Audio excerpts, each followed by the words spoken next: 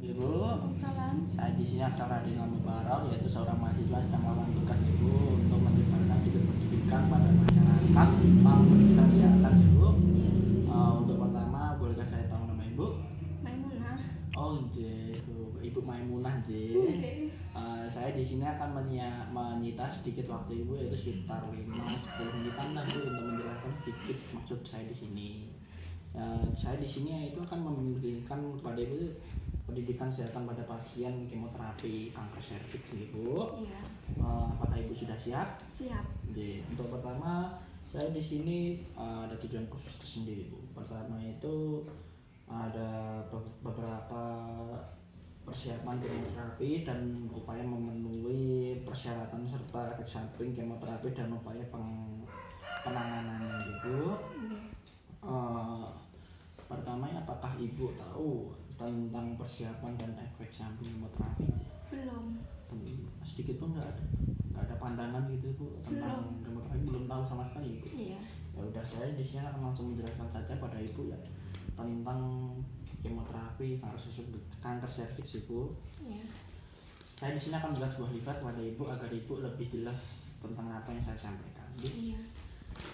Pertama Bu, apa itu kanker serviks?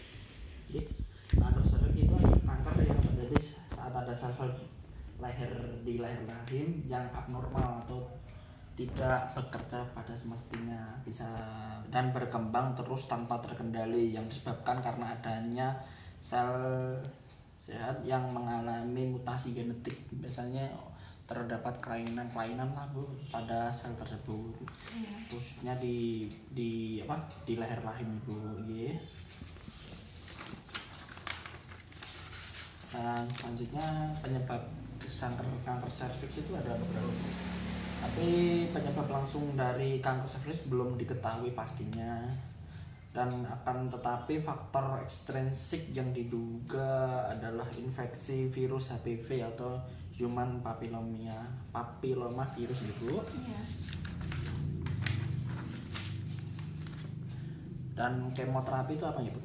Kemoterapi itu adalah prosedur pengobatan yang dengan menggunakan bahan kimia yang sangat kuat untuk menghentikan atau menghambat pertumbuhan sel kanker dalam tubuh. Itu kayak gimana ya Bu? Untuk menghancurkan sel yang itu tujuannya untuk menghancurkan sel yang bertumbuh cepat di dalam tubuh. Iya. Ya kayak bisa efek sampingnya ada Bu, tapi itu jalan keluar untuk kanker biasanya Bu. Iya.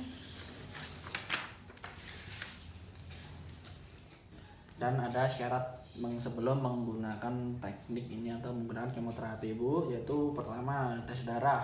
Itu meliputi kadar hemoglobin yang normal minimal 10 gram pada laki-laki 13,8 sampai 17,2 G per dl, pada wanita 12,1 sampai 15 G per dl. Itu jadi kadar yang normal pada laki-laki dan perempuan Ibu. Dan yang kedua itu jumlah leukosit sel darah putih itu minimal kisaran 3.500 sampai 11.000 dari MCL, itu kadar normalnya, tidak boleh lebih dan tidak boleh kurang Ibu. Dan yang ketiga jumlah trombosit atau keping darah minimal dengan kisaran 150.000 sampai 400.000 per mcl, itu kadar yang normal bagi jumlah sel darah yang ada pada tubuh manusia. Selanjutnya, sebelum kemoterapi ini lanjutan tadi Bu, dan itu tes fungsi organ meliputi tes ginjal, dapat dilihat nilainya, terus fungsi hati juga dapat dilihat nilainya dengan SGOT dan SGPT dengan normal 7 sampai 56 mikrogram.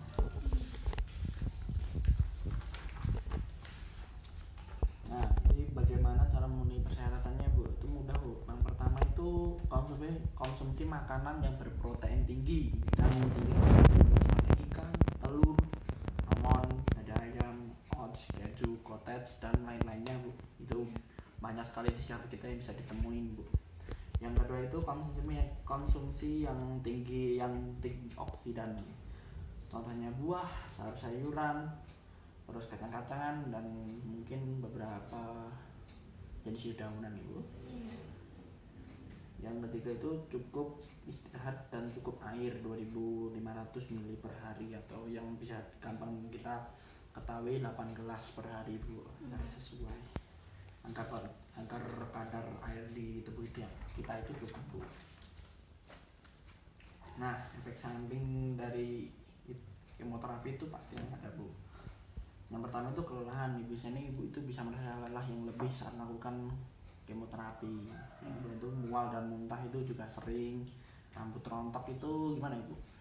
Karena rambut itu juga bertumbuhnya cepat, jadi juga menjadi sasaran dari kemoterapi. Maka rambut rontok juga bisa menjadi efek samping dari kemoterapi. Yang keempat tuh nyeri, juga Ibu bisa merasakan nyeri, terutama pada saat malam hari itu bisa nyeri. 5. Perdarahan. 6. Perubahan kulit. Dan 7. Peningkatan risiko infeksi dan lemahnya memori dan konsentrasi itu bisa menjadi salah satu efek sampingnya Bu.